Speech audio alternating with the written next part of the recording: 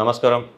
Doctor Anand Tirupati, general physician, Raghavi hospitals. చాలామంది women's face చేస్తున్న topic ఈరోజు మనం డిస్కస్ చేద్దాం. Thyroid disorders.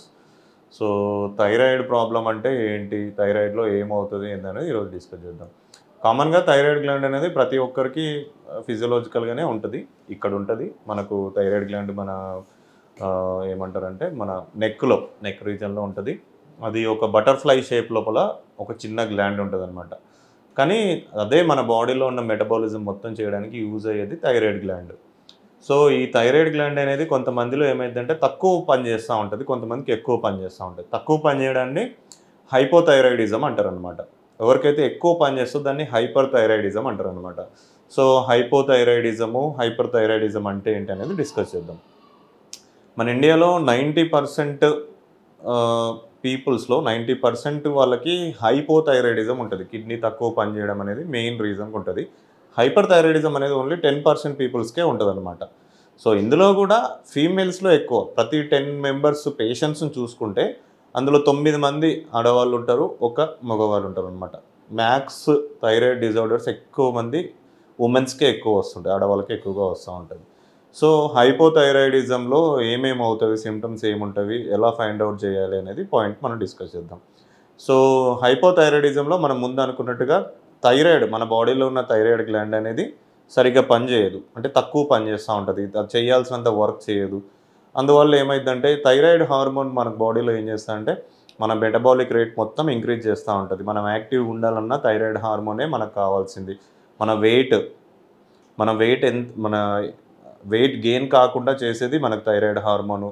మనకు మోషన్స్ లేకుంటే మనము యాక్టివిటీగా ఉండాలన్నా కూడా థైరాయిడ్ హార్మోన్ ఇంపార్టెంట్. ఎప్పుడైతే మన బాడీలో థైరాయిడ్ హార్మోన్ అనేది ఉండదో సో ఆ టైంలో ఏమైందంటే సిమ్టమ్స్ అన్నీ స్టార్ట్ అవుతూ ఉంటాయి అనమాట. మెటబాలిక్ రేట్ తగ్గిపోతూ ఉంటుంది. సో ఎక్కువ నీరసంగా ఉండడము, లేజీనెస్ రావడము, పొద్దున అనిపించకుండా ఉండడము, వెయిట్ గెయిన్ అవ్వడము, ఆకలి తగ్గిపోతూ ఉంటుంది, కాన్స్టిపేషన్ రావడము, మోషన్ సరిగ్గా రాకుండా ఉంటుంది వాళ్ళకి, లేకుంటే నిద్ర సరిగా పట్టకుండా ఉంటుంది, బాడీ పెయిన్స్ వస్తూ ఉంటాయి, లేకుంటే వాళ్ళకి చలి అంటే వాళ్ళకి ఎక్కువ చలేస్తూ ఉంటుంది, ఫ్యాన్ వేసుకోవడానికి కూడా ఇబ్బంది పడుతూ ఉంటారు.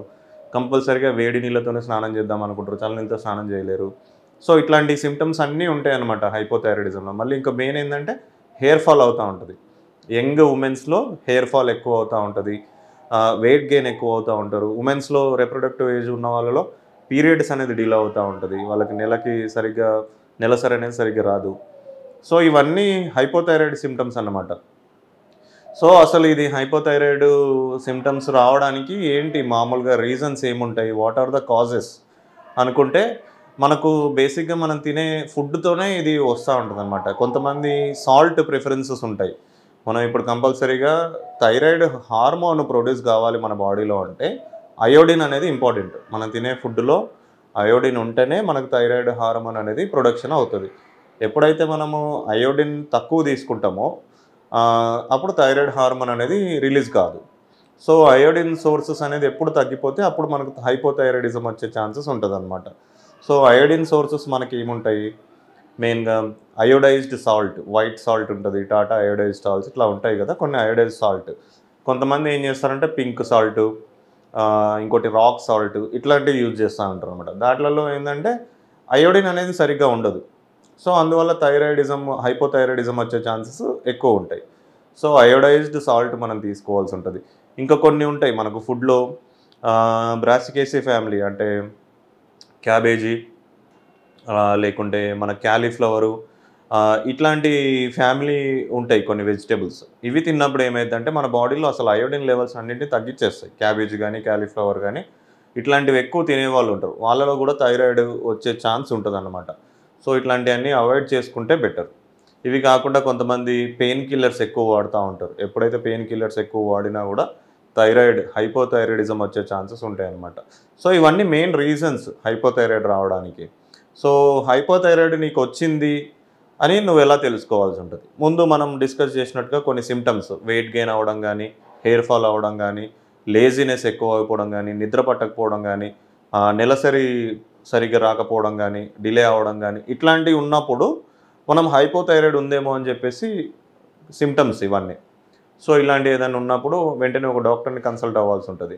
సో ఏమేమి టెస్టులు చేసుకోవాలి, ఇట్లాంటి వాళ్ళకి ఏమైందంటే థైరాయిడ్ ఫాస్టింగ్ థైరాయిడ్ టెస్ట్ అని ఉంటుందన్నమాట. ఈ టెస్ట్ చేసుకున్నప్పుడు మనకు థైరాయిడ్ హార్మోన్ లెవెల్స్ ఎంత ఉన్నాయి, నార్మల్గా ఉందా లేదా అనేది చూసుకొని చేసుకోవాల్సి ఉంటుంది. ఇది ఎప్పుడైనా సరే ఫాస్టింగ్లో ఇవ్వాల్సి ఉంటుంది.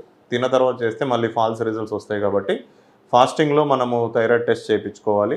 దాంట్లో టీఎస్హెచ్ వాల్యూ ఉంటుంది, థైరాయిడ్ స్టిమ్యులేటింగ్ హార్మోన్ అని ఉంటుంది. దాని వాల్యూస్ని బట్టి మీకు హైపోథైరాయిడిజమా హైపర్ థైరాయిడిజం అనేది తెలుస్తుంది అనమాట. ఒకవేళ మీకు హైపోథైరాయిడిజం ఉంది అనుకుంటే ఏమేమి ట్రీట్మెంట్ చేసుకోవాల్సి ఉంటుంది.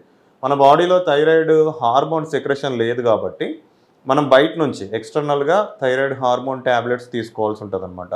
చాలామంది Thyronorm tablets 25 mg 70 mg 100 mg ఇట్లా వేస్తూ ఉంటారు చూసారా, అట్లాంటి ట్రీట్మెంట్ మనం ఇవ్వాల్సి ఉంటుంది అనమాట.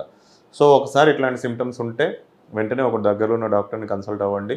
థైరాయిడ్ నుంచి మీరు విముక్తి పొందండి. నమస్తే.